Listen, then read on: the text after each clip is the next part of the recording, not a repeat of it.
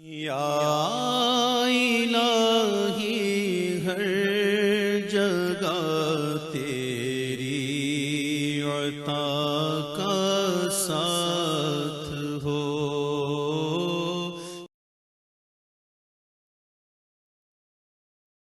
سورۃ الفتح تمہیدی باتیں میں پہلے عرض کر چکا ہوں۔ یہ سورہ مبارکہ نازل ہوئی ہے صلح حدیبیہ کے بعد۔ اس کی جو تاریخی پس منظر ہے صرف یہ چند جملے کفایت کریں گے۔ سن 5 میں غزوہ احزاب کے بعد یہ حضور نے صحابہ سے کہہ دیا تھا کہ اب قریش میں وہ دم نہیں رہا کہ اب دوبارہ وہ تم پر چڑھ کر آئیں اور حملہ کریں۔ لن تغزوکم قریش بعد عامکم ھذا ولکنکم تغزونہم، اب انیشیٹو تمہاری طرف سے ہوگا۔ وہ انیشیٹو حضور نے لیا ہے سن 6 میں۔ آپ نے عمرے کا احرام باندھا اور آپ کے ساتھ 1400، عام طور پر زیادہ بیان ہوتا ہے لیکن بعض روایات میں 1800 صحابہ احرام باندھ کر چلے کہ ہم عمرہ کرنے جا رہے ہیں۔ یہ گویا کہ ٹیسٹ تھا کہ اب قریش کرتے کیا ہے۔ آپ احرام کے لیے اپنی منزل بہ منزل کرتے ہوئے پہنچ گئے حدیبیہ تک، وہی جگہ جہاں پر کہ پھر صلح ہوئی۔ ادھر قریش کے لیے جو ہے ان کی جان پر بن گئی۔ پہلی بات تو یہ کہ ان کی روایات کے خلاف تھا کہ کوئی آئے عمرے کی نیت سے اور ان کو روک دے، یہ عرب کی روایت نہیں تھی۔ دوسرا یہ کہ اب اگر آنے دیتے ہیں اور مسلمان دندناتے ہوئے آئیں اس شہر کے اندر عمرہ کریں تو گویا کہ ان کی شکست ہو گئی۔ تو وہاں پر جو بھی ہوا تفصیلات کا تو موقع نہیں ہے۔ ایک طرف تو وہ تلے ہوئے تھے کہ جنگ کریں گے، اور جب حضرت عثمان کو حضور نے بھیجا ہے کچھ سلسلہ جنبانی کے لیے، وہاں ان کو روک لیا گیا، خبر مشہور ہو گئی کہ انہیں شہید کر دیا گیا۔ پھر حضور نے بیعت لی، وہ بیعت علی الموت کہلاتی ہے، بیعت علی لا نفر یا بیعت علی الموت، اور اس کا نام ہے بیعت رضوان۔ ایک درخت کے نیچے آپ تشریف فرما ہوئے اور سب نے آ کر آپ سے بیعت کی کہ اب یہاں جانیں دے دیں گے اپنی، سب ہم یہاں پر مرنے کے لیے تیار ہیں، جانیں قربان کر دیں گے، یہاں سے واپس نہیں جائیں گے۔ جب وہاں یہ خبریں پہنچی اور انہوں نے کچھ اور اندازہ کر لیا تھا کہ یہ تو بڑے سرفرے لوگ معلوم ہو رہے ہیں، ان میں سے کوئی جو ہے بھاگنے والا نظر نہیں آتا یہاں سے، تو پھر یہ ہے کہ وہ مجبور ہو گئے کہ اب کو صلح کریں۔ پھر صلح ہوئی، صلح حدیبیہ، لیکن وہ بڑی ان ایکول صلح تھی، اس میں مسلمانوں کے لیے ہیوملیشن تھی، اس لیے کہ یہ طے کر لیا گیا اس میں کہ اگر کوئی مسلمان مدینے سے واپس آئے مکے تو اسے مکے والے واپس نہیں کریں گے، لیکن اگر کوئی مکے سے مدینے جائے گا تو واپس کرنا ہوگا۔ اور وہاں پر ہو بھی گیا، ابو جندل صحابی تھے ایک، جن کو کہ اسی نے جو کہ وہاں سے صلح کے لیے گشت و شریف کرنے کے لیے آیا تھا، سہیل بن عمرو، اس کا ہی بیٹا این اس وقت وہ پہنچ گیا، لیکن صلح کے وہ کاغذات لکھے جا چکے تھے۔ اس نے معاملہ بچایا، مسلمانوں مجھے پھر قصائیوں کے حوالے کر رہے۔ حضور نے فرمایا کہ اب ابو جندل تم صبر کرو، جو وعدہ ہم کر چکے ہیں ہمیں اس کی پابندی کرنی ہے۔ بہرحال اس کو حضور نے، اگرچہ صحابہ تو اس درجے دلگیر تھے کہ ہم یہ دم کر صلح کیوں کر رہے ہیں، حضرت عمر رضی اللہ تعالیٰ عنہ سے تو بہرحال یہ بھی کہہ دیجئے کہ زیادہ قرب جو انہیں حاصل تھا حضور سے، اس کی بنا پر ان کی یہ ہمت ہو گئی کہ آپ نے وہ سوال جواب بھی کر لیا جس پر آپ پھر ساری عمر پچھتاتے رہے۔ کہ آپ نے پوچھا کہ کیا ہم حق پر نہیں ہیں؟ حضور نے فرمایا ہاں ہم حق پر ہیں۔ کیا آپ اللہ کے رسول نہیں ہیں؟ آپ نے مسکرا کر جواب دیا ہاں میں اللہ کا رسول ہوں۔ تو پھر ہم یہ کیوں دم کر صلح کر رہے ہیں؟ آپ نے فرمایا کہ میں وہی کر رہا ہوں جو اللہ نے مجھے حکم دیا۔ بس اتنی سی بات تھی جس پر ساری عمر پچھتائے۔ لیکن یہ بات حضرت علی نے بھی کر دی اس درجے میں کہ جب وہ صلح نامہ لکھا گیا، حضور ڈکٹیٹ کرا رہے تھے، حضرت علی کاتب تھے، لکھ رہے تھے، تو اب حضور نے فرمایا یہ صلح نامہ ہے، لکھو محمد رسول اللہ اور قریش کے مابین۔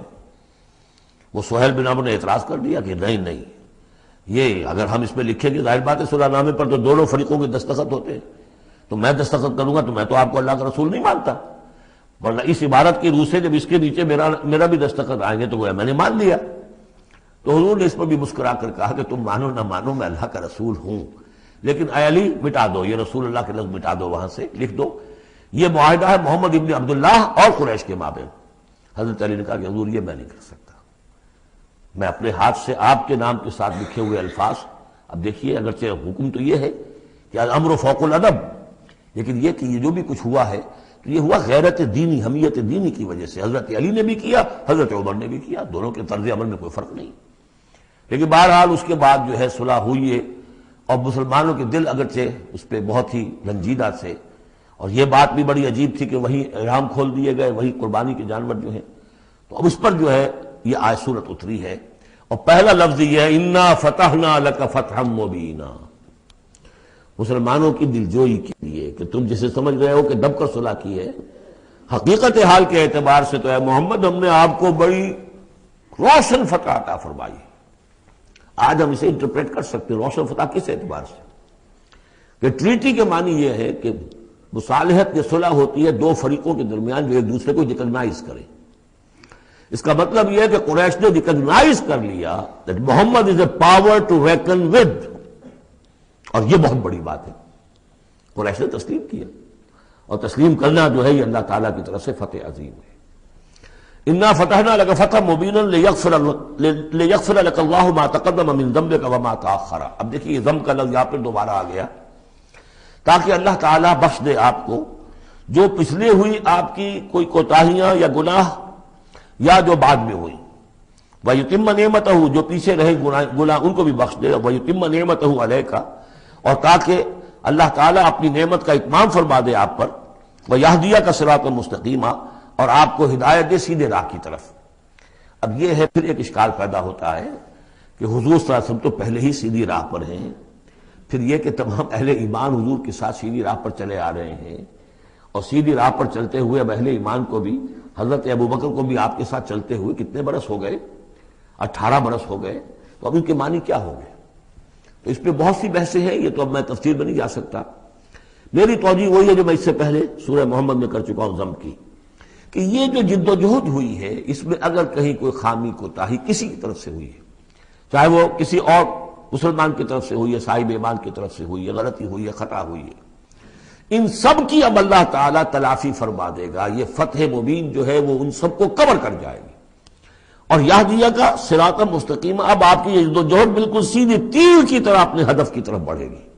اب اس میں کوئی جو ہے تزلزل نہیں ہوگا، بلکہ آپ کی یہ جد و جہد، اللہ کے دین کی اقامت کی جد و جہد اور اللہ کی حکومت قائم کرنے کی جد و جہد جو ہے سیدھی اپنے ہدف کی طرف بڑھتی چلی جائے گی۔ چنانچہ یتم نعمتہ وہ تو ہم پڑھ چکے ہیں، الیوم اکملت لکم دینکم واتممت علیکم نعمتی ورضیت لکم الاسلام دینا۔ تو دین کا اتمام ایک تو اس شکل میں کہ قرآن میں دین مکمل ہو جائے، شریعت پوری ہو گئی، لیکن اس سے تکمیل نہیں ہوتی اس معنی میں جب تک اس کی ایک عملی ڈیمانسٹریشن بھی مکمل نہ ہو۔ عملی ڈیمانسٹریشن مکمل ہوتی ہے جب اللہ کی حکومت بالفعل قائم ہو جائے۔ تو اتمام نعمت جو ہے وہ صرف کتاب کے اندر اس شریعت کا پورا بیان ہو جانا اور نظام کا آ جانا، اس سے وہ اتمام تمام و کمال نہیں ہوتا جب تک کہ اس کی ایک نشانی، اس کا ایک نمونہ جو ہے، اس کی ایک صورت لوگوں کے سامنے نہ آ جائے، آئیڈیل فارم اس کی جو ہے وہ سامنے نہ آ جائے، اس کا نمونہ سامنے آ جائے۔ تو اس کے لیے ضروری ہے کہ اب یہ جد و جہد آپ کی جو ہے سیدھی اب تیز رفتاری کے ساتھ اپنے اصل ہدف یعنی اظہار دین لیظہرہ علی الدین کلہ، اور یہ آیت آ جائے گی اس سورہ مبارکہ کے آخر میں بھی کہ ہم نے بھیجا ہی آپ کو اے محمد اس لیے ہے کہ آپ اللہ کے دین کو غالب کریں۔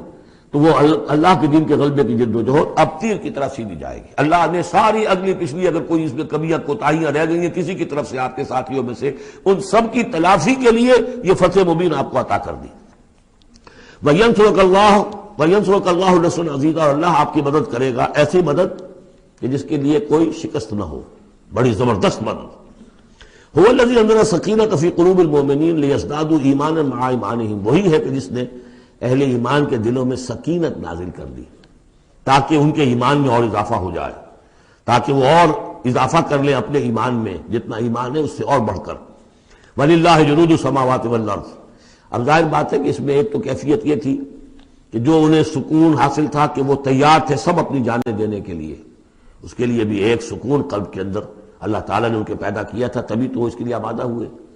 پھر یہ کہ ان کے اندر نظم اور ضبط کا یہ عالم کہ کوئی ایک شخص بھی حق میں نہیں تھا کہ یہ صلح یہاں اس وقت ہو، لیکن محمد رسول اللہ ان کی اطاعت اس کا سب سے بڑا ٹیسٹ وہاں ہوا ہے۔ اور یہ بات جو میں کہہ رہا ہوں شاید بعض حضرات کو عجیب لگی، کوئی ایک شخص بھی نہیں تھا اس کے حق میں۔ اس کی دلیل کیا ہے؟ اس کی دلیل یہ ہے کہ جب حضور نے جب صلح ہو گئی مکمل، آپ نے فرمایا مسلمان اٹھو، احرام کھول دو اور یہی قربانیاں دے دو۔ کوئی نہیں اٹھا، ایک بھی نہیں اٹھا۔ دوسری مرتبہ کہا آپ نے اٹھو بھائی، اب ہو گیا بات، بس جو ہو گئی، اب یہی احرام کھول دو، کوئی نہیں اٹھا۔ تیسری دفعہ کوئی نہیں اٹھا۔ آپ دلگیر ہو کر، دل گرفتہ ہو کر اپنے خیمے میں چلے گئے۔ ام سلمہ رضی اللہ تعالیٰ عنہ ام المومنین آپ کے ساتھ تھی، ان سے جا کر کہا میں نے 3 مرتبہ مسلمانوں سے کہا ہے کہ اٹھو اور احرام کھول دو، کوئی نہیں اٹھ رہا۔ انہوں نے کہا، مشورہ دیا کہ آپ کسی سے کچھ نہ کہیں، اپنی زبان سے کچھ نہ کہیں، آپ اپنا احرام کھول دیجیے، بس آپ آئے باہر، آپ نے قربانی دی، احرام کھول دیا۔ اس پر اب سب اٹھ گئے۔ یعنی اصل میں وہ سب کے سب منتظر تھے کہ کیا حضور ہمارا امتحان لے رہے ہیں، یہ کوئی ٹیسٹ ہو رہا ہے، کیا ہو رہا ہے، یا حالت منتظرات شاید کوئی نئی صورت پیدا ہو جائے، شاید حالات بدل جائیں۔ لیکن ان کے لیے یہ بڑی انہونی سی بات تھی کہ عمرے کی نیت کر کے ہم نے احرام باندھا ہوا، یہاں کیسے کھول دے رہا ہوں۔ لیکن بہرحال وہ صرف ایک توقف جو تھا وہ اسی درجے میں تھا کہ شاید کوئی نئی صورت پیدا ہو جائے۔ لیکن اس سے ظاہر ہو رہا ہے کہ سب کے دل جو ہیں وہ اس صلح کے حق میں نہیں تھے، وہ تو چاہ رہے تھے کہ اب ہمیں موقع ملے اور ہم یہاں جنگ ہو اور اللہ کے دین کو ہم غالب کریں۔ هو الذي انزل السکینۃ فی قلوب المؤمنین لیزدادوا ایمانا مع ایمانہم وللہ جنود السماوات والارض، اور تمام آسمانوں اور زمین کے لشکر تو اللہ ہی کے ہیں۔ وکان اللہ علیما حکیما، اللہ سب کو جاننے والا اور کمال حکمت والا ہے۔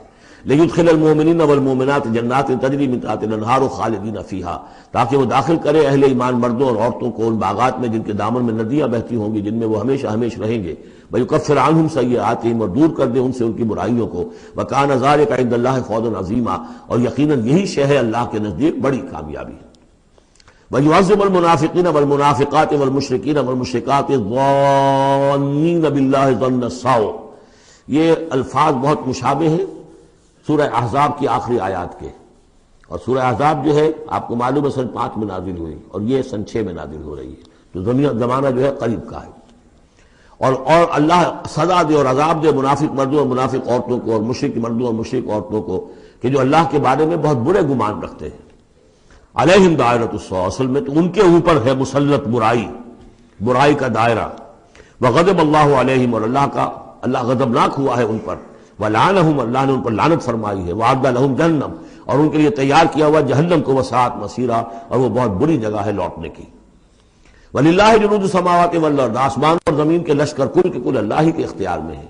وکان اللہ عزیزا حکیما، اللہ زبردست ہے اور حکیم ہے۔ پہلے آیا تھا علیما حکیما، اب عزیزا حکیما۔ انا ارسلناک شاہدا ومبشرا ونذیرا، اے نبی ہم نے بھیجا ہے آپ کو شاہد بنا کر، وہی شاہد، گواہی دینے والا۔ یہاں اپنے قول اور اپنے عمل سے اللہ کے دین کی گواہی دی۔ قیامت میں کھڑے ہو کر عدالت میں پروزیکیوشن وٹنس کی حیثیت سے کہیں گے، اے اللہ تیرا دین جو مجھ تک آیا تھا میں نے پہنچا دیا تھا، اب یہ ان کے ذمے ہے۔ فکیف اذا جئنا من کل امۃ بشہید وجئنا بک علی ہؤلاء شہیدا، ہم نے آپ کو بھیجا ہے گواہ بنا کر اور بشارت دینے والا بنا کر اور خبردار کرنے والا بنا کر، لتؤمنوا باللہ ورسولہ، تاکہ اے مسلمانوں تم ایمان رکھو اللہ پر اور اس کے رسول پر، وتعزروہ وتوقروہ، اور اللہ کے رسول کی تو تم مدد بھی کرو اور ان کی تعظیم کرو، توقیر کرو، وتسبحوہ بکرۃ واصیلا، اور اللہ کی تم تسبیح کرو صبح شام۔ یہاں دیکھیے اس آیت میں لتؤمنوا باللہ ورسولہ، اللہ اور اس کے رسول دونوں پر ایمان رکھو، پھر رسول کے لیے وتعزروہ وتوقروہ، اور اللہ کے لیے وتسبحوہ بکرۃ واصیلا، اس کی تسبیح بیان کرو صبح شام۔ ان الذین یبایعونک انما یبایعون اللہ، یقیناً وہ لوگ جو اے نبی آپ سے بیعت کر رہے ہیں وہ حقیقت میں اللہ سے بیعت کر رہے ہیں۔ ید اللہ فوق ایدیہم، اللہ کا ہاتھ ان کے ہاتھوں کے اوپر ہے۔ فمن نکث فانما ینکث الی نفسہ، تو جو کوئی بھی اس بیعت کی خلاف ورزی کرے گا، اس کو توڑے گا، اس کا سارا وبال اسی کے اوپر ہوگا۔ ومن اوفی بما عاہد علیہ اللہ، اور جو پورا کر دے گا اس معاہدے کو جو اللہ سے کر رہا ہے، فسیؤتیہ اجرا عظیما، تو اللہ تعالیٰ اسے اجر عظیم عطا فرمائے گا۔ اس آیت کو اچھی طرح سمجھ لیجئے اور اس کا تعلق جوڑ لیجئے جو سورہ توبہ کی آیت نمبر 111 تھی۔ ان اللہ اشترى من المؤمنین انفسهم واموالهم بان لهم الجنہ یقاتلون فی سبیل اللہ فیقتلون ویقتلون وعدا علیہ حقا فی التوراۃ والانجیل والقرآن ومن اوفى بعہدہ من اللہ فاستبشروا ببیعکم الذی بایعتم بہ، اللہ نے اہل ایمان سے ان کی جانیں اور مال خرید لی ہے جنت کے عوض۔ یہ جو خرید و فروخت ہو گئی ہے، یہ بیع ہو گئی ہے، بیع و شرع ہو گئی ہے۔ فاستبشروا ببیعکم الذی بایعتم بہ، خوشیاں مناؤ، جشن مناؤ اس بیعت پر، اس بیع پر، اس سودے پر جو تم نے کیا ہے، اس سے بہتر سودا کوئی نہیں۔ اچھا یہ بیع تو ہوئی بندے اور اللہ کے مابین، فرض کیجئے میں بیعت کر رہا ہوں، اے اللہ میں اپنی جان مال تیرے حوالے کرتا ہوں، لیکن اللہ کے اور میرے درمیان تو غیب کا پردہ ہے، یہ کیسے، کس کو دوں یہ جان اور مال، کس کے حکم پر دوں، کس کے کہنے پر دوں، کہاں مال خرچ کروں؟ ظاہر بات ہے کہ اس کے لیے کوئی انسان، اب وہ انسان اس وقت ہے محمد الرسول اللہ صلی اللہ علیہ وسلم، بیع اللہ سے، بیعت محمد سے۔ محمد اللہ کے رسول ہیں، وہ بتائیں گے کہ اس طرح مال خرچ کرو، اس طرح جان لگاؤ، یہ وقت آ گیا ہے جان لے کر میدان میں آ جاؤ، جان ہتھیلی پر رکھو میدان میں آ جاؤ۔ لہذا جو بیع اللہ سے ہوئی ہے، ان اللہ اشتری من المؤمنین انفسهم واموالهم بان لهم الجنہ، اس کے لیے بیعت محمد رسول اللہ سے ہو رہی ہے۔ اور یہ عرب میں رواج تھا کہ جب وہ کوئی سودا کرتے تھے پھر وہ مصافحہ کرتے تھے، ہاتھ ملاتے تھے، ہاتھ جب ملا لیا اب وہ جو سودا ہے پکا ہو گیا، اب پیچھے نہیں جا سکتے آپ۔ جب تک مصافحہ نہیں ہوتا اس وقت تک آدمی کوئی اس میں تبدیلی کر سکتا ہے، لیکن مصافحہ جو ہے وہ پختگی کے لیے۔ لہذا یہ بیعت اب محمد رسول اللہ سے ہو رہی ہے کہ ہم نے جو جان اللہ اور اپنی مال جو اللہ کے حوالے کی ہے اسے ہم خرچ کریں گے آپ کے کہنے کے مطابق، جو آپ حکم دیں گے، آپ کی مرضی ہے، آپ ہم سے جب چاہیں یہ جان اور مال حاصل ہے، جب چاہیں وصول فرما لیں۔ یہ بیعت ہے جو ہوئی ہے محمد رسول اللہ سے۔ اچھا، اس میں جو یہ فرمایا، چونکہ یہ تین فریق ہو گئے، اللہ، بیعت کرنے والا اور جس کے ہاتھ پر بیعت کی گئی، لہذا یہ ٹرائی پارٹائٹ ایگریمنٹ ہے، تین فریق ہیں اس کے۔ ایک وہ ہے حضور کا ہاتھ، جس پر بیعت کرنے والے کا ہاتھ آ گیا۔ اللہ نے فرمایا تیسرا ہاتھ بھی ہے، وہ تمہیں نظر نہیں آ رہا، ید اللہ فوق ایدیہم، اللہ کا ہاتھ ان کے ہاتھوں کے اوپر ہے۔ تو یہ تین ہاتھ ہیں در حقیقت اس بیعت کے اندر، اس بیعت کے اندر۔ ان الذین یبایعونک انما یبایعون اللہ، اصل میں تو بیعت، اور بیعت جو ہو رہی ہے تو اللہ سے ہو رہی ہے۔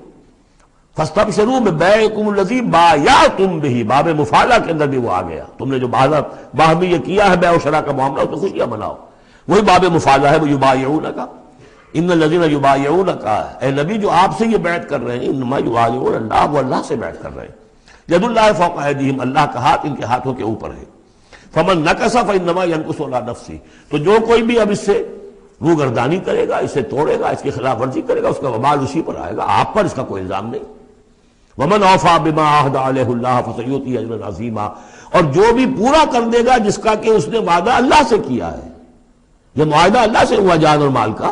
اسی لیے سورہ احزاب میں آپ نے پڑھا تھا نا، من المؤمنین رجال صدقوا ما عہد اللہ علیہ فمنہم من قضی نحبہ ومنہم من ینتظر، اہل ایمان میں وہ جوان مرد ہیں جنہوں نے اپنا جو عہد کیا تھا اللہ سے وہ پورا کر دکھایا، سچا کر دیا۔ ان میں سے وہ بھی ہیں جو اپنی نظر پیش کر چکے، اور وہ بھی ہیں جو باقی منتظر ہیں ابھی کہ کب ہماری باری آئے۔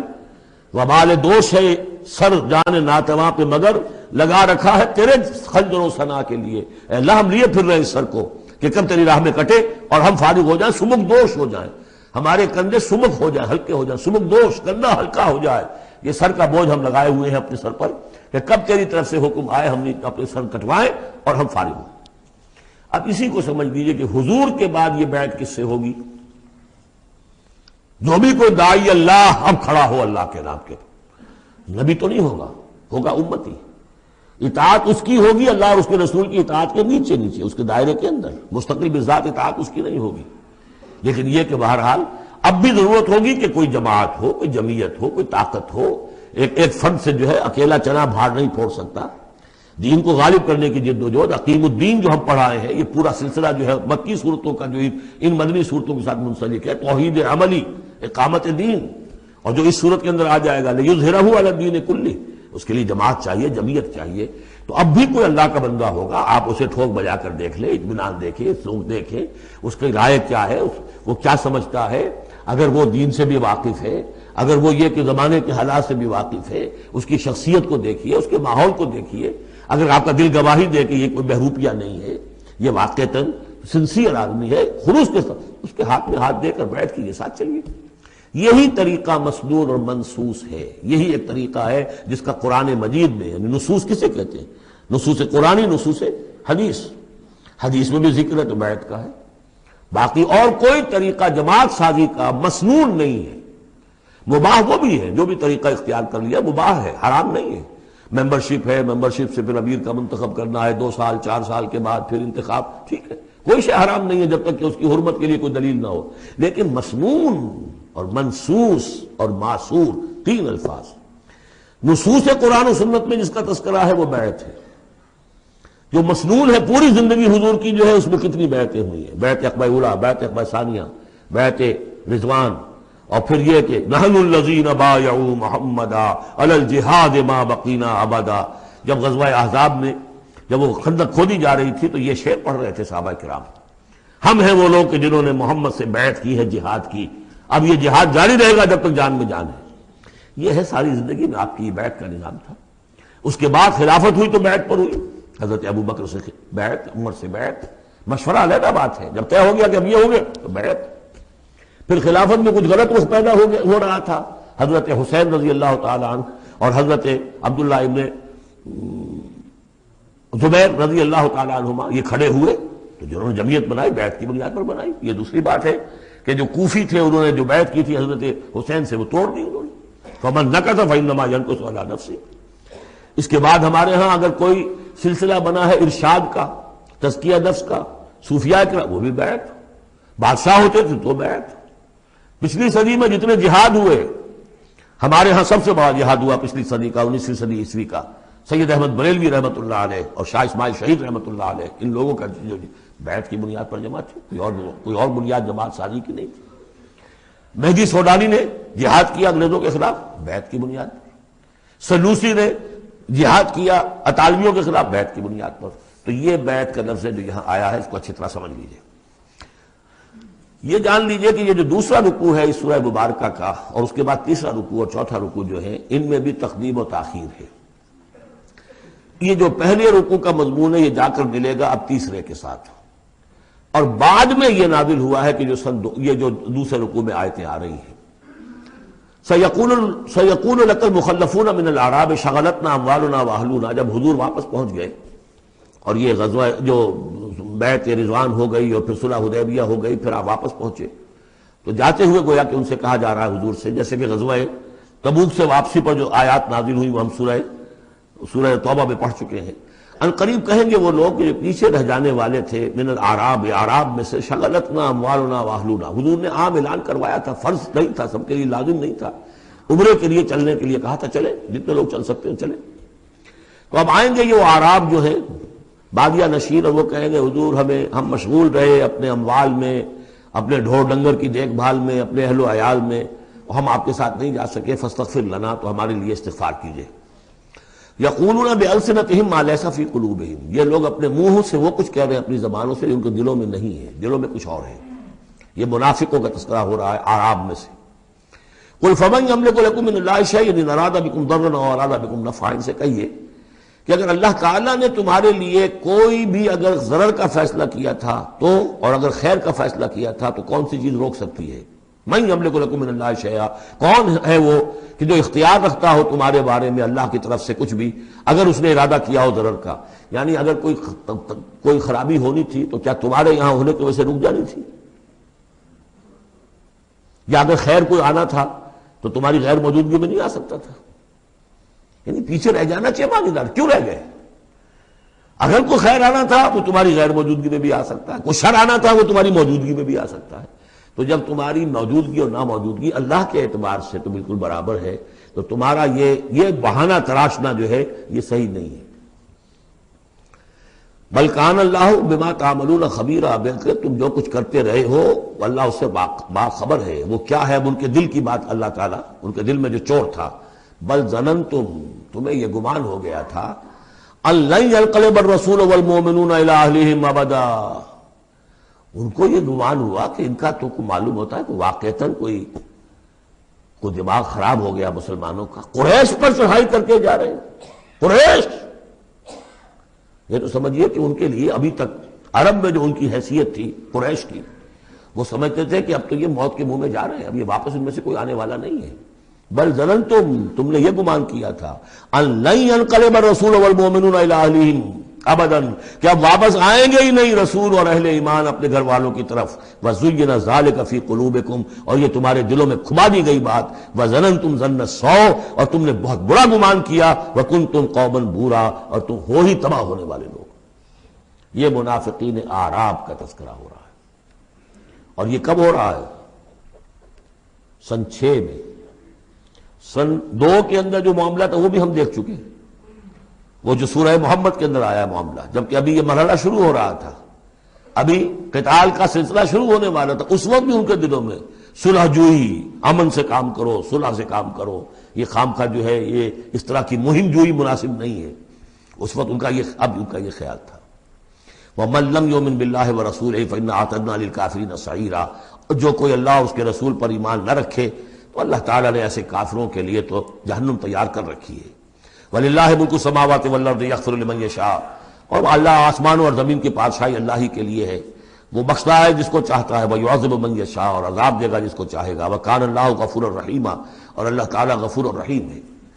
سَيَقُولُ الْمُخَلَّفُونَ إِذَا انطَلَقْتُمْ إِلَىٰ مَغَانِمَ لِتَأْخُذُوهَا، اب یہ نوٹ کر لیجئے تاریخی اعتبار سے کہ اس کے فوراً بعد جو ہے اگلے ہی سال حضور نے، اب جب کہ قریش سے صلح ہو گئی تو آپ یکسو ہو گئے، ادھر سے کوئی حملہ اب نہیں ہوگا، تو آپ نے اپنی پوری طاقت لے کر خیبر پر حملہ کیا، جو گڑھ بن گیا تھا یہودیوں کا، جو بنو قینقاع اور بنو نذیر نکالے گئے تھے، جا کے وہیں آباد ہو گئے تھے، پہلے سے بھی وہاں پر وہ بڑا گڑھ تھا، ان کے بڑے قلعے تھے، بڑے یعنی فورٹیفائڈ، اور وہاں پر سارا وہ اب حضور نے ان کی جو ہے سرکوبی کی۔ جب حضور خیبر کی طرف جا رہے تھے، اب ان کا ہم بھی چلتے ہیں آپ کے ساتھ، اس لیے انہیں یقین تھا کہ فتح ہوگی اور مال غنیمت آئے گا۔ سَيَقُولُ الْمُخَلَّفُونَ إِذَا انطَلَقْتُمْ إِلَىٰ مَغَانِمَ، اور اے مسلمانوں جب تم اب جاؤ گے غنیمت حاصل کرنے کے لیے، یعنی اب جو غزوہ خیبر کی طرف جب پیش قدمی کرو گے، تو یہی لوگ جو پہلے پیچھے رہ گئے تھے وہ یہ کہیں گے ذرونا نتبعکم، ہم بھی آپ کے ساتھ چلیں، اجازت دیجیے۔ یریدون ان یبدلوا کلام اللہ، یہ اللہ کے کلام کو بدل دینا چاہتے ہیں، وہ اللہ کا کلام اگلے رکوع میں آ رہا ہے کہ ان کے بارے میں طے کر دیا گیا تھا کہ جو لوگ اس صلح حدیبیہ کے موقع پر نہیں گئے ہیں ساتھ حضور کے، اب ان کو کسی بھی دوسری نیکسٹ جنگ کے اندر شمولیت کی اجازت نہیں ہوگی، وہ آگے آ رہا ہے، اس لیے اس کے سمجھنے میں تھوڑی سی دقت ہوتی ہے، لیکن سمجھ لیجئے کہ وہ آگے ہے، اسی لیے تقدیم و تاخیر کی میں نے بات آپ سے کی تھی۔ یریدون ان یبدلوا کلام اللہ، یہ چاہتے ہیں کہ اللہ کے کلام کو تبدیل کر دیں، اللہ کے حکم کو بدل دیں۔ قل لن تتبعونا، کہہ دیجئے کہ نہیں اب تم ہمارے ساتھ نہیں جاؤ گے، کذالکم قال اللہ من قبل، یہ بات اللہ تعالیٰ پہلے ہی کہہ چکا ہے پہلے، اور اس صورت میں آ رہا ہے ذرا بعد میں۔ فسیقولون بل تحسدوننا، وہ کہیں گے یہ تو آپ لوگ حسد کر رہے ہیں ہم سے، آپ ہمیں ساتھ میں لے جانا چاہتے ہیں جبکہ ہمیں اندازہ ہے کہ وہاں پہ غنیمتیں ملیں گی۔ بل کانوا لا یفقہون الا قلیلا، حقیقت یہ ہے کہ یہ فہم ہی نہیں رکھتے، تفقہ ہی نہیں رکھتے مگر بہت ہی تھوڑی۔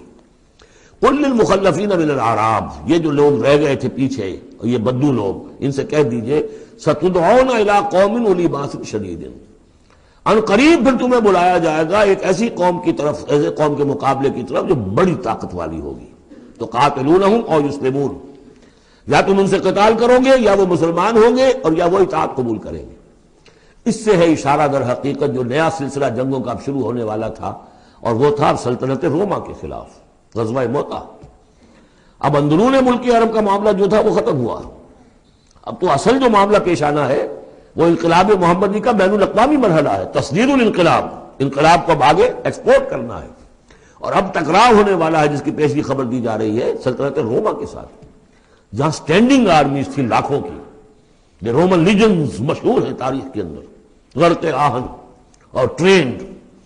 تو تمہیں بلایا جائے گا اس وقت، پھر تمہیں ایک موقع دے دیا جائے گا، ستدعون الی قوم اولی باس شدید تقاتلونہم او یسلمون، اور یہ اصل میں تین چیزیں آ گئیں وہی کہ اب جو بھی اس عرب سے باہر جو معاملہ ہوا ہے، یا تو وہ اسلام لے آئے یا وہ اطاعت قبول کر لیں، یہ دونوں یسلمون میں شکلیں ہو جائیں گی، اطاعت قبول کر لیں گے اسلام لے آئے یا پھر جنگ ہوگی۔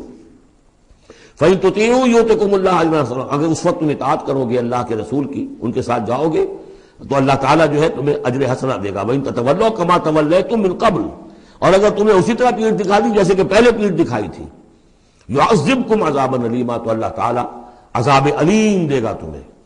لَيْسَ عَلَى الْأَعْمَىٰ حَرَجٌ، ہاں اگر کوئی اندھا ہے تو اس پر کوئی الزام نہیں ہے، کوئی تنگی نہیں ہے، وہ اگر نہیں گیا کوئی بات نہیں۔ وَلَا عَلَى الْأَعْرَجِ حَرَجٌ، نہ کوئی لنگڑا ہے تو اس کے لیے بھی نہیں ہے۔ وَلَا عَلَى الْمَرِيضِ حَرَجٌ، اسی طریقے سے کوئی بیمار ہے تو اس پر بھی کوئی اس کی باس پرس نہیں ہے۔ وَمَن يُطِعِ اللَّهَ وَرَسُولَهُ يُدْخِلْهُ جَنَّاتٍ تَجْرِي مِن تحتها الْأَنْهَارُ، اور جو اللہ تعالیٰ اور اس کے رسول کی اطاعت کرے گا، اللہ تعالیٰ اس کو داخل کرے گا ان باغات میں جن کے دامن میں ندیاں بہتی ہوں گی، ومن یتولا اور جو کوئی پلٹ جائے، پیٹھ موڑ لے، یعذبہ عذابا علیما اللہ تعالیٰ اسے عذاب علیم دردناک عذاب دے گا۔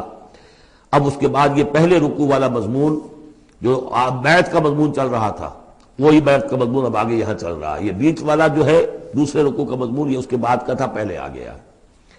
وہاں جو فرمایا تھا کہ ان الذین یبایعونک انما یبایعون اللہ، اب آگے چلیے، لقد رضی اللہ عن المؤمنین اذ یبایعونک تحت الشجرہ، اللہ راضی ہو گیا ان اہل ایمان سے جو آپ سے بیعت کر رہے تھے درخت کے نیچے۔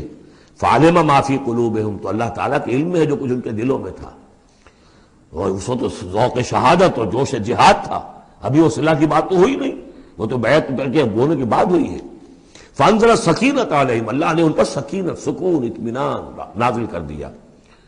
واصابہم فتح قریبا، اور انہیں فتح دے دی بہت قریب، وہ فتح قریب وہی ہے، انا فتحنا لک فتحا مبینا، اس صلح کو کہا گیا کہ فوری طور پر انہیں فتح مل گئی۔ ومغانم کثیرۃ یاخذونھا، اور بہت سی غنیمتیں ہیں جو وہ اور جو لیں گے، حاصل کریں گے۔ وکان اللہ عزیزا حکیما، اور اللہ تعالیٰ زبردست ہے، حکمت والا۔ وعدکم اللہ مغانم کثیرۃ تاخذونھا، اے مسلمانوں اللہ کا تم سے وعدہ ہے بہت سی غنیمتیں تمہیں ملیں گی۔ فعجل لکم ہذہ، تو یہ تو تمہیں نقد دے دی ہے، فوری طور پر دے دی ہے یہ فتح جو تمہیں مل گئی ہے۔ وکف ایدی الناس عنکم، اور اللہ تعالیٰ نے روک لیا لوگوں کے ہاتھوں کو تم سے، لتکون آیۃ للمؤمنین، تاکہ یہ اہل ایمان کے لیے ایک نشانی بن جائے۔ وَيَهْدِيَكُمْ صِرَاطًا مُسْتَقِيمًا، اور اللہ تعالیٰ تمہاری رہنمائی فرمائے سیدھے راستے کی طرف، یعنی اب تمہاری جد و جہد جو ہے وہ تیر کی طرح سیدھی کامیابی کے آخری مراحل تک پہنچ جائے۔ بارک اللہ لی ولکم فی القرآن العظیم ونفعنی وإیاکم بالآیات والذکر الحکیم۔ وعدکم اللہ مغانم کثیرۃ تأخذونها، اللہ تعالیٰ نے اے مسلمانوں تم سے وعدہ کیا ہے بہت سی غنیمتوں کا جو تمہیں حاصل ہوں گی۔ فعجل لکم ہذہ، تو یہ تو اللہ نے فوری طور پر تمہیں عطا کر دی ہے، یعنی یہ فتح مبین۔ وکف ایدی الناس عنکم، اور لوگوں کے ہاتھ تمہاری جانب سے روک لیے، یعنی جنگ اگر ہوتی ظاہر بات ہے کہ قریش بھی پھر اگر اس میں اپنی قوت کا مظاہرہ کرتے تو کچھ نہ کچھ نقصان تو مسلمانوں کا بھی ہوتا۔ کف ایدی الناس عنکم، ان کے ہاتھ باندھ لیے اور روک لیے اللہ نے تم سے۔ وَلِتَكُونَ آیَةً لِّلْمُؤْمِنِينَ، اور تاکہ یہ اہل ایمان کے لیے ایک نشانی بن جائے۔ وَيَهْدِيَكُمْ صِرَاطًا مُسْتَقِيمًا، اور اللہ تعالیٰ اب تمہیں سیدھی راہ پر جو ہے گامزن کر دے، یعنی تمہاری جد و جہد کو، اجتماعی جو جد و جہد ہے تمہاری، اسے براہ راست تیر کی طرح سیدھا اب اس کے آخری ہدف اور منزل مقصود تک پہنچا دے۔ وَأُخْرَىٰ لَمْ تَقْدِرُوا عَلَيْهَا، اور کچھ اور بھی فتحیں ہیں جن کا ابھی تک تمہیں جس پر قدرت حاصل نہیں ہوئی ہے۔ قد احاط اللہ بہا، اللہ تعالیٰ ان کا بھی احاطہ کیے ہوئے ہے، یعنی یہ کہ اس کے فوراً بعد تمہیں ایک فتح ملے گی جو کہ خیبر کی ہوگی، کیونکہ یہ اس جو رکوع ہم نے دوسرا پڑھائے ہیں، تیسرا اس سے پہلے نازل ہوا ہے، اور یہ کہ پھر فتح مکہ ہونے والی ہے۔ اللہ تعالیٰ نے یہ تمام فتوحات جو اللہ کے تو علم میں ہے، اللہ کے نے ان کا احاطہ کیا ہوا ہے۔ وَقَالَ اللَّهُ عَلَىٰ كُلِّ شَيْءٍ قَدِيرٌ، اللہ ہر چیز پر قادر ہے۔ وَلَوْ قَاتَلَكُمُ الَّذِينَ كَفَرُوا لَوَلَّوُا الْأَدْبَارَ، اور اگر یہ کافر یعنی قریش مکہ تم سے جنگ کرتے تو لازماً پیٹ دکھا دیتے، پیٹ پھیر جاتے۔ ثم لا یجدون ولیا ولا نصیرا، اور پھر نہ پاتے اپنے لیے کوئی حمایتی، کوئی مددگار۔ سنت اللہ التی قد خلت من قبل، یہ اللہ کی وہ سنت ہے، اس کا دستور ہے، اس کا قانون ہے کہ جو پہلے سے چلا آ رہا ہے، یعنی یہ کہ اللہ تعالیٰ اپنے رسولوں کی مدد کرتا ہے۔ تو اب رسول کے ساتھ اگر وہ جنگ پر آمادہ ہو گئے ہوتے تو یقیناً ان کو پیٹھ دکھانی پڑتی اور شکست ان کا مقدر بنتی۔ سنت اللہ التی قد خلت من قبل ولن تجد سنت اللہ تبدیلا، اور نہیں پاؤ گے تم اللہ کی سنت اور اللہ کے دستور میں کوئی تبدیلی۔ وَهُوَ الَّذِي كَفَّ أَيْدِيَهُمْ عَنْكُمْ وَأَيْدِيَكُمْ عَنْهُمْ بِبَطْنِ مَكَّةَ، وہی ہے جس نے روک لیے ان کے ہاتھ تمہاری طرف بڑھنے سے اور تمہارے ہاتھ ان کی طرف بڑھنے سے۔ بِبَطْنِ مَكَّةَ، بیچ شہر مکے کے، یعنی مکے کی وادی میں اور مکے کے شہر میں اگر یہ جنگ ہوتی اور یہ خونریزی ہوتی، من بعد ان اسفرکم علیہم، اور یہ اللہ نے روک دیا اس کے بعد کہ اللہ نے تمہیں ان پر فتح دے دی تھی، یعنی کہ واقعتاً دل میں قریش شکست کھا چکے تھے، وہ سمجھ گئے تھے کہ ہمارے لیے مقابلہ ممکن نہیں ہے، ورنہ وہ صلح کبھی نہ کرتے۔ ان کے لیے تو یہ چیز گویا کہ بڑی موت سے بھی بڑھ کر جو تھی بھاری تھی کہ مسلمان جو ہے ان کے ساتھ ہم صلح کریں، انہیں تسلیم کر لیں، اور پھر یہ بھی طے کریں کہ اگلے سال آپ آئیے اور ہم 3 دن کے لیے تو یہ پورا مکہ خالی کر دیں گے، آپ یہاں جس طرح چاہے عمرہ کریں. یہ شرط بھی اس میں شامل تھی اگلے سال، لیکن اس سال آپ کو جانا پڑے گا. ہماری ناک جو ہے اتنی نہ کٹے کہ اسی سال آپ عمرہ کر لیں، لیکن یہ ہے کہ بہرحال آئندہ آپ آئیں گے. تو اس کے بعد کہ اللہ نے تمہیں ان پر فتح دے دی تھی. وَكَانَ اللَّهُ بِمَا تَعْمَلُونَ بَصِيرًا، اور جو کچھ تم کر رہے ہو اللہ اسے دیکھ رہا ہے. ہم الذین کفروا وصدوکم عن المسجد الحرام، وہی لوگ ہیں یعنی ان کے جرائم کا تذکرہ ہو رہا ہے جنہوں نے کفر کیا تو اور تمہیں روکے رکھا مسجد حرام تک جانے سے. والہدی معکوفا ان یبلغ محلہ، اور ہدی کے جو جانور لے کے گئے تھے مسلمان احرام کے ساتھ ساتھ، وہ ہدی کے جانور تھے کہ کعبے کے لیے نیاز کے یہ جانور ہیں، وہ رکے ہوئے تھے کہ وہ اپنی اصل جگہ پر یبلغ محلہ، کہ اس کا اصل مقام تو یہ تھا کہ کعبے جائیں، وہاں پر ان کا چڑھاوا چڑھایا جائے اور ان کی قربانی دی جائے، لیکن یہ کہ وہ رکے ہوئے تھے کہ وہاں تک نہیں پہنچ سکتے تھے. لیکن یہ اللہ نے کیوں ہاتھ روک لیے، ان کے ہاتھ تم سے، تمہارے ہاتھ ان سے کیوں روک لیے، جنگ کیوں نہیں ہونے دی، اس کی حکمت اب آ رہی ہے. وَلَوْلَا رِجَالٌ مُؤْمِنُونَ وَنِسَاءٌ مُؤْمِنَاتٌ، اگر نہ ہوتے مرد مومن اور عورتیں مومنات، لم تعلموہم، جنہیں تم نہیں جانتے تھے، ان تطؤوہم، اندیشہ تھا کہ تم انہیں بھی پیس ڈالتے. یعنی جب جنگ ہوتی ہے، بھٹی گرم ہو جاتی ہے، اس وقت تو تحقیق و تفتیش مشکل ہوتی ہے. اب وہ مسلمان کے جو ہجرت نہیں کر سکے، ان میں ضعفاء بھی تھے، ان میں مریض بھی تھے، ان میں عورتیں بھی تھیں جن کے لیے ممکن ہی نہیں تھا، جیسا کہ ہم سورہ نساء میں پڑھ چکے ہیں کہ جن کے لیے بالکل ممکن ہی نہیں تھا، اللہ تعالیٰ نے ان کو معاف کر دیا تھا. ہجرت نہیں کر رہے تب بھی اللہ ان سے مواخذہ نہیں کرے گا. تو اب وہ لوگ بھی موجود تھے مکے کے اندر. اب اگر یہ چکی چلتی تو پھر تو یہ پیس ڈالتی ان کو بھی. وَلَوْلَا رِجَالٌ مُؤْمِنُونَ وَنِسَاءٌ مُؤْمِنَاتٌ لَمْ تَعْلَمُوهُمْ أَن تَطْئُوهُمْ، تم جانتے ہی نہیں تھے، ہو سکتا ہے کہ تم انہیں بھی کچل دیتے. فَتُصِيبَكُم مِّنْهُمْ مَعَرَّةٌ، اور ان کے معاملے میں پھر تم پر ایک الزام آ جاتا، بغیر علم، اس کے بغیر کہ تمہیں کوئی علم ہو، تمہاری بے خبری میں تم پر الزام آتا کہ ان اہل ایمان نے آ کر اپنے اہل ایمان ساتھیوں کو بھی قتل کر دیا. لِيُدْخِلَ اللَّهُ فِي رَحْمَتِهِ، اللہ نے اسی لیے روک دیا اس جنگ کو اس وقت اور تمہیں فتح دے دی صلح کی شکل میں، تاکہ اللہ تعالیٰ داخل کرے اللہ تعالیٰ اپنی رحمت میں جس کو چاہے. وَلَوْ تَزَيَّنُوا لَعَذَّبْنَا الَّذِينَ كَفَرُوا مِنْهُمْ عَذَابًا أَلِيمًا، اگر وہ علیحدہ ہو چکے ہوتے، یعنی مسلمان اہل ایمان مرد اور عورتیں جو ہیں جو ابھی تک مقیم ہیں یہاں پر، اگر وہ یہاں سے نکل چکے ہوتے، علیحدہ ہو چکے ہوتے، تو پھر باقی یہاں صرف کفار رہ گئے ہوتے، تو ہم اسی وقت لَعَذَّبْنَا الَّذِينَ كَفَرُوا مِنْهُمْ عَذَابًا أَلِيمًا، تو ان کافروں کو ہم ابھی وہ بدترین عذاب کا مزہ چکھا دیتے. اس جعل الذین کفروا فی قلوبہم الحمیۃ حمیۃ الجاہلیہ، جب کافروں نے اپنے دلوں کے اندر ایک حمیت جو ہے، ایک بڑی غیرت اور حمیت کا معاملہ، لیکن وہ حمیت جاہلی تھی کہ ہم لوگ، اور کیسے ممکن ہے کہ ہم انہیں یہاں پر عمرہ کرنے دیں. یہ لوگ کہ جو بے دین ہو گئے، ان کے اعتبار سے تو بے دین تھے، جو ہم اپنے آبا و اجداد کے دین کو چھوڑ گئے، تو وہ جو نسل پرستی اور قوم پرستی ان میں تھی، اور آبا پرستی تھی، اور اپنی روایت پرستی تھی، اس کے بنا پر حمیت جاہلیت ان کے دلوں کے اندر اتنی کوٹ کوٹ کر بھری ہوئی تھی. اس جعل الذین کفروا فی قلوبہم الحمیۃ حمیۃ الجاہلیہ، انہوں نے حمیت جاہلی کو اپنے دلوں کے اندر راسخ کر لیا تھا. فانزل اللہ سکینتہ علی رسولہ وعلی المؤمنین، تو اللہ تعالیٰ نے اپنا طرف سے سکون نازل فرما دیا اپنے رسول پر صلی اللہ علیہ وسلم اور اہل ایمان پر. وَأَلْزَمَهُمْ كَلِمَةَ التَّقْوَىٰ، اور اللہ تعالیٰ نے ان پر لازم کر دیا تقویٰ کی بات کو، یعنی اللہ تعالیٰ نے تقویٰ کو ان پر لازم کر دیا. وَكَانُوا أَحَقَّ بِهَا، یقیناً وہ تقویٰ کے زیادہ حقدار بھی ہیں، وَأَهْلَهَا، اور واقعتاً تقویٰ کے اہل ہیں، ان کے اندر تقویٰ موجود ہے. وَكَانَ اللَّهُ بِكُلِّ شَيْءٍ عَلِيمًا، اور یقیناً اللہ تعالیٰ ہر چیز کا علم رکھتا ہے. لَقَدْ صَدَقَ اللَّهُ رَسُولَهُ الرُّؤْيَا بِالْحَقِّ، اب ایک شبہ کا ازالہ ہو رہا ہے کہ کچھ لوگوں کو یہ خیال پیدا ہوا ہوگا کہ رسول کا تو خواب بھی سچا ہوتا ہے اور وحی کے درجے میں ہے. حضور نے ہمیں فرمایا تھا کہ میں نے خواب دیکھا ہے کہ ہم عمرہ کر رہے ہیں تو چلو، اور یہاں ہم عمرہ نہیں کر سکے تو رسول کا خواب جھوٹا ہو گیا. یہ اگر شک کسی کے دل میں پیدا ہوا تو اس کو ظاہر کر رہے ہیں کہ رسول کا خواب جھوٹا نہیں ہوا. یعنی یہ کہ اس میں جب حضور سے پوچھا بھی گیا، آپ نے تو فرمایا تھا کہ ہم عمرہ کریں گے، تو آپ نے فرمایا تھا یہ میں نے کب کہا تھا کہ اسی سال ضرور کریں گے، عمرہ کریں گے. چنانچہ اگلے سال وہ عمرہ ہوا. سن 7 میں اسے عمرہ قضا کہتے ہیں، جو صلح حدیبیہ میں طے ہو گیا تھا کہ اگلے سال آپ آئیے عمرہ کیجئے، تو عمرہ قضا جو ہے یہ عمرہ چونکہ رہ گیا تھا، درمیان میں ہی بند ہو گیا، تو عمرہ قضا، اس عمرے کی قضا اگلے سال جو ہے سن 7 میں آپ نے دی، اور 3 دن تک قریش نے مکے کو خالی کر دیا، پہاڑوں پر چڑھ گئے اور مسلمان 3 دن تک مکے کے اندر مقیم رہے، انہوں نے اپنے اطمینان سے عمرہ ادا کیا۔ تو فرمایا لقد صدق اللہ رسولہ الرؤیا بالحق، اللہ نے بالکل سچا دکھایا خواب اپنے رسول کو، اس میں قطعاً کسی جھوٹ کا شائبہ نہیں۔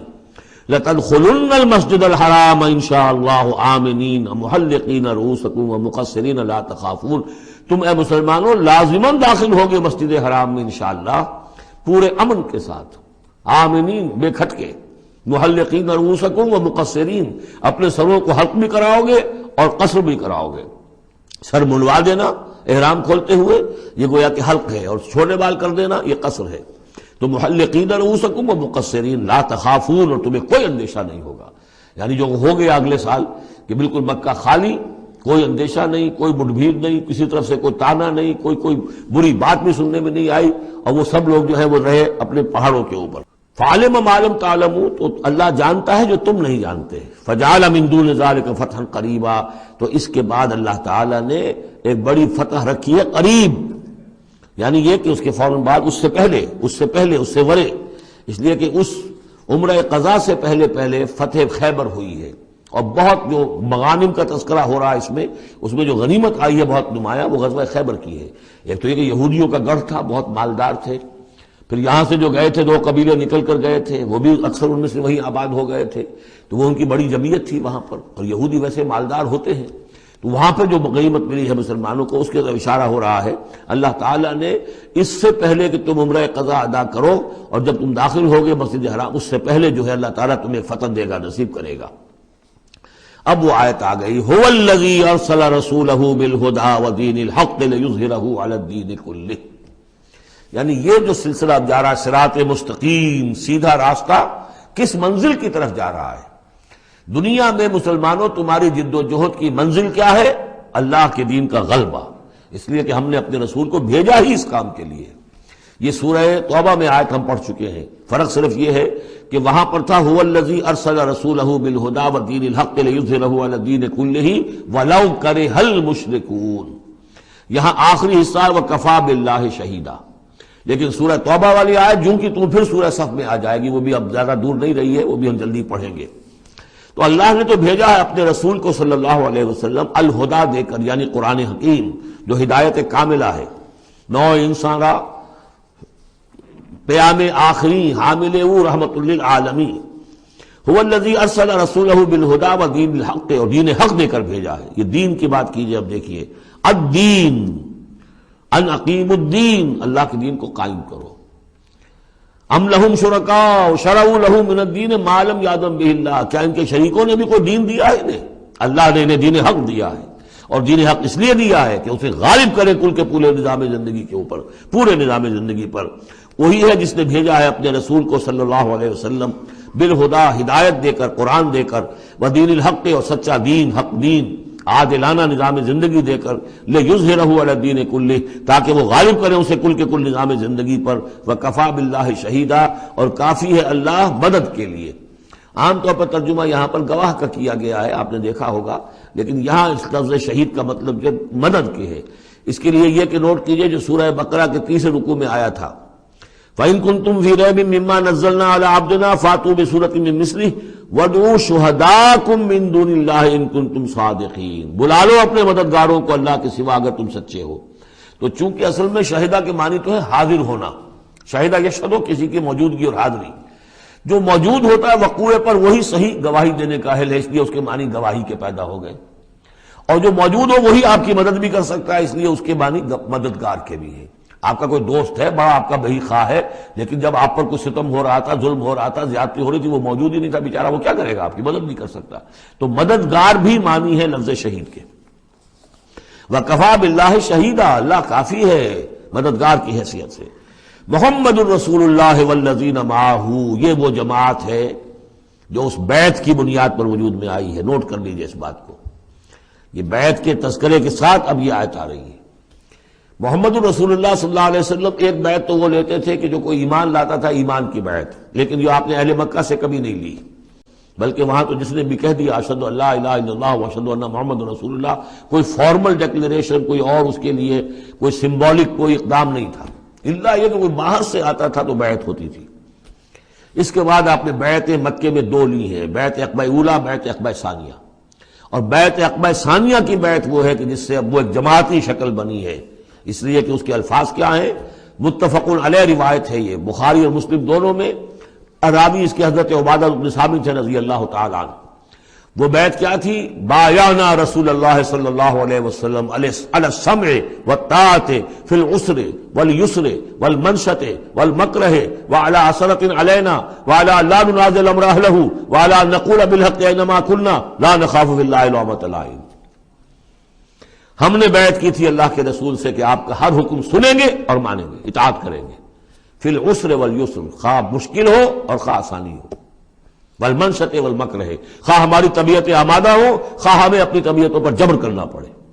وعلی عثرۃ علینا، خواہ ہم پر دوسروں کو ترجیح دی جائے. ہم کبھی نہیں کہیں گے کہ ہم آپ کے پرانے ساتھی ہیں، آپ نے بالکل ایک نووارد کو ہمارے اوپر امیر کیسے مقرر کر دیا. نہیں، اٹس یور پریروگیٹو، یہ آپ کا اختیار ہوگا، جس کو آپ چاہیں امیر بنائیں. وعلی اللہ ننازل امر اہلہ، جنہیں آپ والی امر بنا دیں گے، امیر بنا دیں گے، ان سے بھی ہم جھگڑیں گے نہیں، ان سے تعاون کریں گے، ان کی اطاعت کریں گے. جیسے کہ ایک اور حدیث میں حضور نے فرمایا من اطاعنی فقد اطاع اللہ ومن عصانی فقد عصی اللہ، جس نے میری اطاعت کی اس نے اللہ کی اطاعت کی، اور جس نے میری نافرمانی کی اس نے اللہ کی نافرمانی کی. ومن اطاع امیری فقد اطاعنی، جس نے میرے مقرر کردہ امیر کی اطاعت کی اس نے میری اطاعت کی. ومن اطاع امیری فقد ومن عصا امیری فقد عصانی، جس نے میرے مقرر کردہ امیر کی نافرمانی کی اس نے میری نافرمانی کی. اب ظاہر بات ہے جب جماعتی زندگی ہوتی ہے تو ایک ہی امیر نہیں ہوتا. اب ایک فوج ہے، ایک سپہ سالار ہے، لیکن اور چھوٹے چھوٹے جو اس کے حصے ہیں، میمنہ پر کوئی اور ہے، میسرہ پر کوئی اور ہے، اب قلب پر کوئی اور ہے. چھوٹے چھوٹے کمانڈرز بھی تو ہیں. چھوٹی سی کمپنی ہے، پلاٹون ہے، پھر بٹالین ہے، بٹالین سے اوپر ریجیمنٹ ہے. ہر جگہ پر جو ہے اس کے جو آفیسرز موجود ہیں، جو کمانڈرز موجود ہیں، ان سب کا سلسلے وار سب و طاعت کا نظام اگر نہیں ہوگا تو وہ فوج کہاں ہوئی؟ اس طرح ایک جماعت ہے، ایک پورے ملک کے اندر جماعت ہے، اس کا امیر ہے، پھر اس کے کئی صوبائی اس کی شاخیں اس کے امیر ہیں، تو یہ تو نظام اس طرح چلے گا. تو یہاں پر وعلی ان نقول بالحق اینما کنا، اور آخری بات جو تھی اس بیعت کے اندر کہ ہم جہاں کہیں بھی ہوں گے حق بات ضرور کہیں گے. مشورہ مانگا جائے گا، مشورہ دیں گے. We will not hold back over opinions, ہم اپنی رائے دیں گے، حق بات کہیں گے جہاں کہیں ہوں گے. لیکن اس کے بعد جو فیصلہ ہوگا فیضا عذاب الامر، جیسا کہ ہم پڑھ چکے ہیں، جب فیصلہ ہو جائے تو پھر یہ کہ اللہ اور اس کے رسول کی اطاعت لازم. تو فرمایا یہ محمد رسول اللہ والذین معہ کی جو جماعت بنی ہے اس شکل میں، اس قتال کے مرحلے کے شروع ہونے سے پہلے منہج انقلاب نبوی میں اقدام کا مرحلہ جب آیا ہے، پیسو ریزسٹنس جب ایکٹیو ریزسٹنس میں چینج ہو رہی ہے، تو اب وہ ایک نظم جماعت کی شکل ہے، اور وہ بیعت عقبہ ثانیہ کی بنیاد پر وجود میں آیا. محمد رسول اللہ والذین معہ اشداء علی الکفار رحماء بینہم. اللہ کے رسول، یہ اس میں دو طرح ترجمے اس کے کیے جاتے ہیں. محمد اللہ کے رسول ہیں، یہ ایک جملہ پورا ہو گیا. والذین معہ اشداء علی الکفار رحماء بینہم، اور جو ان کے ساتھ ہیں وہ کافروں پر بہت بھاری ہیں اور آپس میں بہت رحم دل ہیں. اور ایک ترجمہ یہ بھی ہے کہ محمد رسول اللہ والذین معہ، یہ سب مل کر مبتدا بنی. اللہ کے رسول محمد اور جو ان کے ساتھ ہیں ان سب کی شان یہ ہے کہ اشداء علی الکفار رحماء بینہم، وہ کفار کے حق میں بڑے سخت ہیں لیکن آپس میں بہت رحم دل ہے، رحیم ہے، شفیق ہے. یہ ہم پڑھ چکے ہیں سورہ مائدہ میں بھی. اذلۃ علی المؤمنین اعزۃ علی الکافرین، اہل ایمان کے حق میں وہ بہت ہی نرم خو ہو، حلقہ یاراں تو بریشم کی طرح نرم، رزم حق و باطل ہو تو فولاد ہے مومن. یہ شان جو ہے بندہ مومن کی قرآن مجید میں دو جگہ آئی ہے. تراہم رکعا سجدا یبتغون فضلا من اللہ ورضوانا، تم دیکھو گے ان کو کبھی سجدے میں گرے ہوئے ہوں گے اور کبھی رکوع کر رہے ہوں گے. وہ اپنے رب کے فضل کے متلاشی رہتے ہیں ہر دم ہر آن، اور اللہ کی رضا چاہتے ہیں. سیماہم فی وجوہہم من اثر السجود، اور ان کی جو نشانی ہے وہ ان کے چہروں میں جو اثرات پیدا ہوتے ہیں سجدے سے. سجدے سے عام طور پر تو خیال یہ ہوتا ہے کہ یہی جو گھٹا پڑ جاتا ہے یہی سجدے کا نشان ہے، لیکن اس کے علاوہ بھی نمازیوں کے چہرے میں ان کی نماز کی ایک کیفیت ہوتی ہے، نورانیت ہوتی ہے کہ جو ان کے چہروں کے اندر موجود ہوتی ہے. ذالک مثلہم فی التوراۃ، یہ ہے ان کی مثال اور تمثیل جو تورات میں آئی تھی. ومثلہم فی الانجیل، اور انجیل میں جو ان کی مثال دی گئی تھی وہ یہ ہے کزرع اخرج شطأہ، جیسے ایک کھیتی وہ اپنا پٹھا نکالتی ہے، فآزرہ، پھر اسے گاڑھا کرتی ہے، فاستغلظ، اور فاستویٰ، اس کو مضبوط کرتی ہے اور پھر اسے گاڑھا کرتی ہے، فاستوى علی سوقہ، پھر اپنی نال پر کھڑی ہو جاتی ہے. چھوٹی سی کوئی کوپل پھوٹتی ہے، پھر وہ بڑھتی ہے، نرم سی ہے، پھر ذرا اس کا جو تنا بنتا ہے اس کے اوپر پھر کھڑی ہو جاتی ہے سیدھی. یہ جس طریقے سے درجہ بدرجہ یہ جو زراعت ہو رہی ہے، یہ کھیتی ہو رہی ہے، اس کا نتیجہ کیا نکلتا ہے؟ یوجب الزراع، جو زراعت کرنے والا ہے، جو کاشتکار ہے، اسے بڑی بھلی لگتی ہے. آیا آج دیکھا اپنی کھیتی کو اپج آئی ہے، نکل آئی ہے، اس کے بعد یہ کیا بڑھ رہی ہے، پک رہی ہے، اب کھیتی لہرا رہی ہے، اس کے اوپر سٹے آ گئے ہیں. یوجب الزراع لیغیظ بہم الکفار، تاکہ اس سے دل جلے کافروں کا. اب یہاں اس سے واضح ہو گیا یہاں زراع کون ہے. یہ کھیتی صحابہ کرام کی کھیتی ہے جو پھل رہی ہے، پھول رہی ہے، اور اس کا کاشتکار کون ہے؟ محمد الرسول اللہ صلی اللہ علیہ وسلم. تب حضور کے ساتھ آپ کو معلوم ہے کہ جب انتقال ہوا ہے ابو طالب کا تو بمشکل 125 آدمی تھے، 150 آدمی تھے. آپ کی ایسی پوزیشن بھی نہیں تھی کہ اپنے بل پر مکے میں رہ سکتے، اسی لیے طائف گئے تھے. کوئی آلٹرنیٹ بیس مل جائے، میں وہاں منتقل کر دوں اپنی اس دعوت کا اور اپنی اس تحریک کا مرکز. لیکن یہ کہ وہاں سے خالی ہاتھ آنا پڑا تھا. ایک وہ دور تھا کہ جس میں پھر ایک مشرک کی امان لے کر مکے میں داخل ہو سکے، مطعم بن عدی کی. آج ایک دور یہ ہے کہ 1400 یا 1800 آدمی جو ہیں وہ بیعت موت کی ہے انہوں نے، اور ان کو اس پر جو ہے ملال ہے کہ دم کر صلح کیوں کی ہے. ان کی جو حمیت ایمانی ہے اور غیرت ایمانی ہے وہ ملال اس پر ہے. وہ جان بچنے کی کوئی خوشی نہیں ہے انہیں. وہ تو کہہ کہ ہم نے دم کر کیوں صلح کریں، ہم اپنی جانیں دینے کے لیے تیار ہیں. کھیتی جو ہے اپج رہی ہے. تو فرمایا کزرع اخرج شطأہ فآزرہ فاستغلظ فاستوى على سوقه يعجب الزراع ليغيظ بهم الكفار وعد الله الذين آمنوا وعملوا الصالحات منهم مغفرة واجرا عظیما. اللہ نے وعدہ کیا ہے ان لوگوں سے جو ایمان لائے اور نیک عمل کیے، ان میں سے جو واقعتاً جنہوں نے ایمان اور عمل صالح کا حق ادا کر دیا کہ ان کے لیے مغفرت بھی، اجر عظیم بھی ہے. یہاں جو مولانا عثمانی صاحب نے حاشیہ لکھا مجھے بہت پسند آیا کہ اگرچہ حضور کے سارے ساتھی جو ہیں وہ سب کے سب وہی تھے کہ جو ایمان اور عمل صالح کا حق ادا کر چکے تھے، پھر بھی منہم کی ایک قید لگا کر گویا کہ ان کو یہ بات بتا دی گئی ہے کہ اصل معاملہ ہے کہ موت تک انسان قائم رہے اس پر، مبادا بعد میں کہیں کسی کے اندر کوئی تزلزل پیدا ہو جائے. ورنہ یہ کہ اگر کسی کو اس طرح کا یقین دلا دیا جائے تو اس سے تو یہ کہ پھر اطمینان پیدا ہو جائے گا. ہونا یہ چاہیے کہ آخری وقت تک ڈرتا رہے آدمی، بین الخوف والرجا کی کیفیت رہے کہ کہیں ایسا نہ ہو کہ میں پھر کہیں آج جس مقام پر اللہ نے مجھے پہنچا دیا ہے کہیں پاؤں پھسل جائے. مغفرت و اجر عظیم کا اللہ نے وعدہ فرمایا. اب یہ سورہ مبارکہ آ گئی، سورۃ الحجرات. یا الہ